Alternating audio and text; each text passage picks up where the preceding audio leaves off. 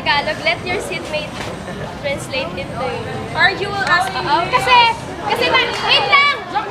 Kasi mahirap kasi yung iniisip mo na yung i-explain mo, iniisip mo pa yung English ng mga sasabihin mo, di ba? Mahirap i-explain yun.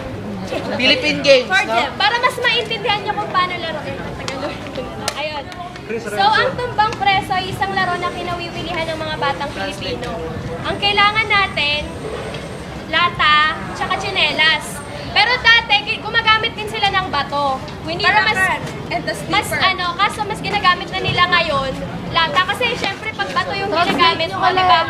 Pag binato mo, ikaw ba magkakaroon ka pa ba ng intention kunin yung bato? Ano ba pakialam mo sa bato, di ba? Kaya parang yung iba, bato lang ng bato, hindi na nila kinukuha yung mga binabato nila. So, mas dapat gamitin yung tsinelas. Syempre, pag tsinelas natin yung binato natin, parang gusto natin kunin kasi atin yun. So, ganito yung mechanics ng laro. Meron tayong lata na ilalagay sa bilog. Then, dun nakatayo yung taya. Tapos, meron tayong buhet for 4 meters ang layo dun sa lata. Then, nakaline yung mga manlalaro. Tapos, isa-isa lang yung babato ng tsinelas, hindi sabay-sabay. So, ang gagawin, halimbawa, yung nasa unahan, babatuhin nila yung lata. Kapag hindi nila napatumba yung lata, tatayo sila kung saan nag-stop yung tsinelas nila. Doon tatayo lang sila, then mag-wait sila sa manlalaro na makakatumba nung lata. Then pag natumba, pwede silang tumakbo, kunin na yung tsinelas, babalik sa base. Or doon na may scorean.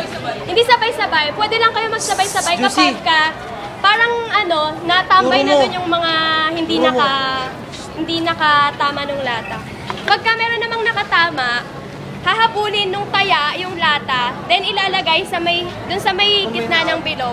Tapos pwede niyang habulin yung mga nagbato or yung mga manlalaro. Pag may nataya siya, yun na yung nasa gitna ng bilog. Yun lang. Bakit hindi ko nag-get? Ha? Papata nga. Anong may laman? Anong nyo sa akin? Sila kasi. Ito na lang gagamitin natin para mas malaki tsaka madali siya. Baka hanginin. Ayun yung CD, oh. Ayaw nyo na na pagkain na kayo naman. Gabe, ayun na yun. Gano'n na, pre. May tsinelas. Baka masugatan ka.